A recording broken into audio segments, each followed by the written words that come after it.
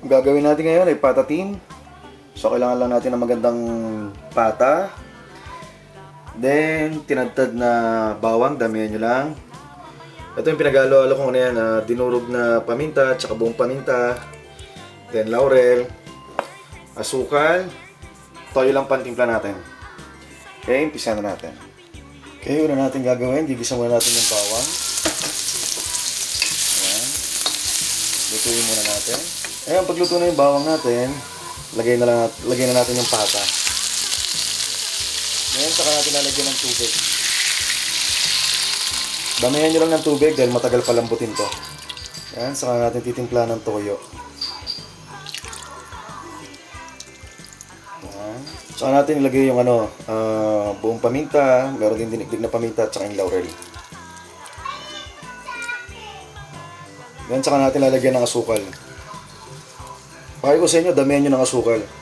Kasi masarap na patatim yung medyo maalat-alat na manamis-namis.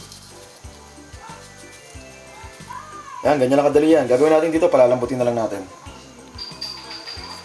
And takpan na lang muna natin. Okay, check natin after 50 minutes. Ayan ang itsura niya. So, ang gagawin lang natin, babalik na rin natin. Ayan, nakakatakam na yung itsura niya. Gagawin natin, palambutin ulit natin. Ayan, dagdagan mo natin ng tubig.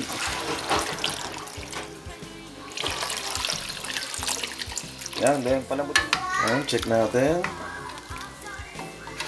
Mga isa't kalating oras ko nang pinapalambot to, hinaan nyo lang yung apoy. Then, para malaman nyo, suki lang natin. Malambot na, ayan. Okay, malapit na maluto. Sarap kasi dito yung malambot na malambot na malambot.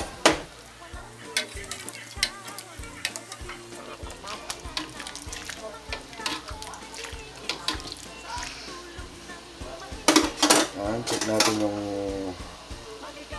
lambot. Medyo tigas pa konti.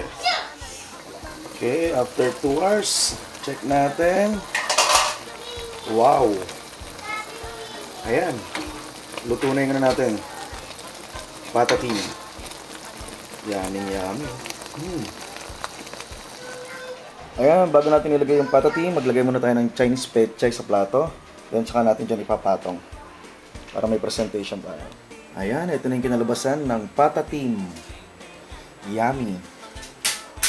Ayan, ito na yung mga pang-netsubena nyo. Okay? Kain tayo.